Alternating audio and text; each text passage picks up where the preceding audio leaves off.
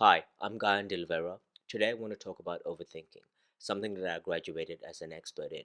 It took me a long time to get out of my own head, which is something I'd like to share. Because if you're anything like me, you've probably spent time and time replaying conversations over and over, analyzing decisions from every possible angle, or lying awake at night, fixated on one thing that may or may not even happen. And while many people see overthinking as a weakness, I've come to realize something different.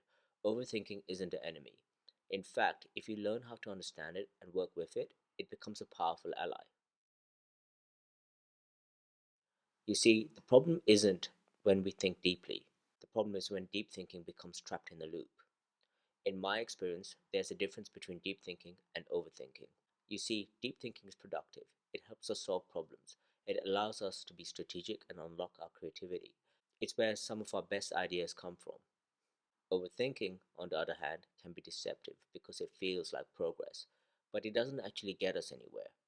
We go around in this mental loop again and again. We replay conversations, we imagine every possible outcome, we search for certainty, and often we end up more confused than when we started. What's also tricky is that overthinking disguises itself as responsibility because it feels like preparation, it feels like being careful, but often we're not moving closer to certainty. We're simply trying to gain control over something that's uncertain. For years, I thought the solution was to stop overthinking. Now I think that's the wrong approach, because for many people, overthinking is simply an expression of how they are wired. When you look into personality psychology, particularly the big five personality traits, you begin to understand why some people naturally think more deeply than others. Someone that's high in openness may constantly explore new ideas, possibilities, and different perspectives. The challenge is they become so fascinated by so many possibilities that they struggle to commit to one path. Someone high in conscientiousness might want structure, certainty, and a well thought out plan before taking action.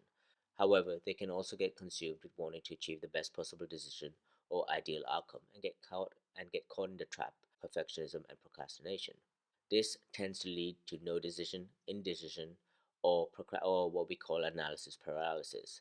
Someone that's high in neuroticism may feel emotions more intensely and therefore spend more time analyzing situations and potential outcomes.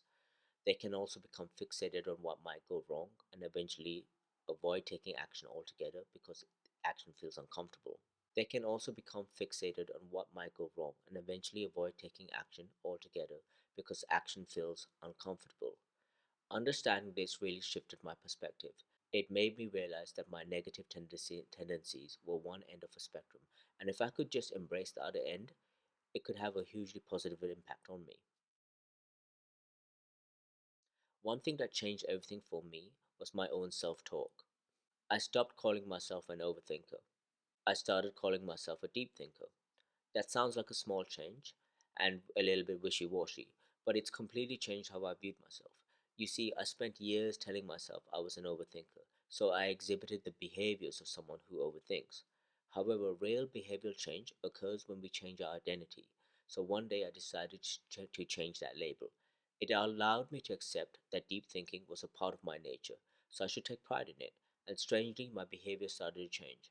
Once I stopped fighting that part of myself, I could start learning how to manage it. Previously, I struggled with the need for certainty and perfectionism, especially in my work with management and decision making. When managing a team, people expect you to make decisions because decisiveness breeds confidence. On the other hand, indecision can be construed as weakness or cause delay. I realized early on in my management career that if I wanted to be effective, I needed to be decisive because people follow certainty. So, one of the most useful tools I developed was thinking in probabilities. Many of us overthink because we're searching for the perfect decision. We want certainty, we want guarantees. But life doesn't work that way. Now, when I make a decision, I ask myself, am I 60 to 70% confident this is the right direction? If the answer is yes, then I move. Because rarely do we get 100% certainty. And if we do, it usually comes too late or there's too much of a cost associated to it. And if experience has taught me anything, it's that 60 to 70% certainty is often enough to make a good decision. Another thing that helped me was changing the way I think about the worst case scenarios. When many people imagine a worst case outcome, they become trapped by it because it's all they can think about. I try to use it differently. I see it as an opportunity to fix a potential issue or know what to do when something goes wrong. If I identify a problem, I immediately ask, okay, if that happened, what would I do? Instead of creating anxiety, it creates a plan. Instead of creating fear, it creates preparedness. The situation hasn't changed, but my relationship to it has. I allow my deep thinking to take the driving seat by reframing the problem into something that I can solve. Now, overthinking becomes dangerous when it stops us moving forward, when it keeps us stuck, when it steals our peace, when it prevents action and takes the form of procrastination. The best way to combat this is to take action, even in the smallest form. The Pomodoro timers are useful when you have a task and you set a timer for 25 minutes. Even if the task is much longer than 25 minutes, you'll find that once you've started, you've built momentum and can continue working through that what once felt daunting. This even works if 25 minutes feels too much. Start with 5 minutes or even 1 minute because action interrupts thinking, especially overthinking. So the trick is to just start. Whenever I encounter that voice in my head trying to talk me out of going to the gym, I notice the same pattern. I start imagining traffic. I start imagining obstacles. I start creating reasons not to go.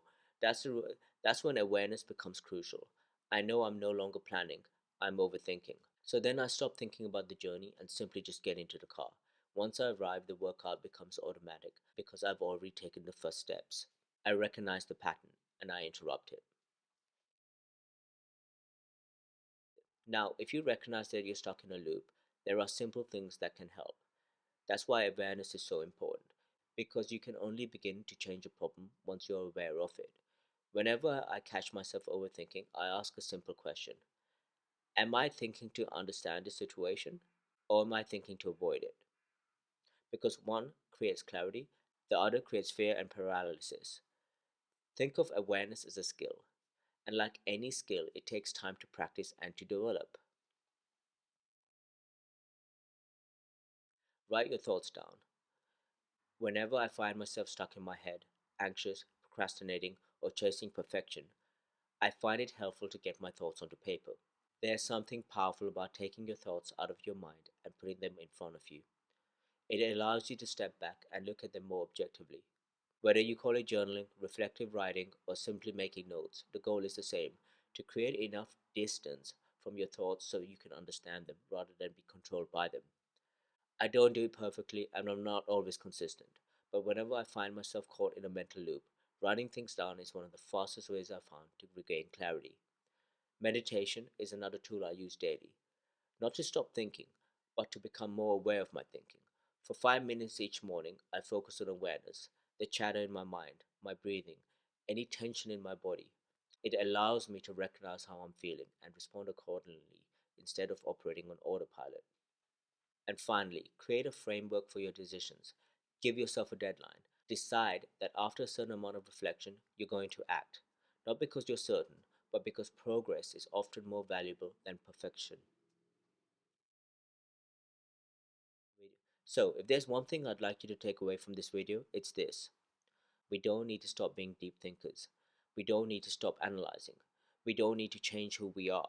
We simply need to learn the difference between thinking that serves us and thinking that traps us.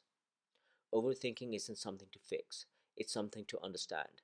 And once we understand it, we can redirect it from a source of stress into valuable insight, and from something that holds us back into something that helps us move forward. Great leaders aren't people who never feel uncertainty. Instead, they act despite it. Remember, confidence isn't certainty. Confidence is trusting ourselves to handle whatever happens next. So let me leave you with a question. What's the one thing you're overthinking right now that would improve if you simply took the next steps?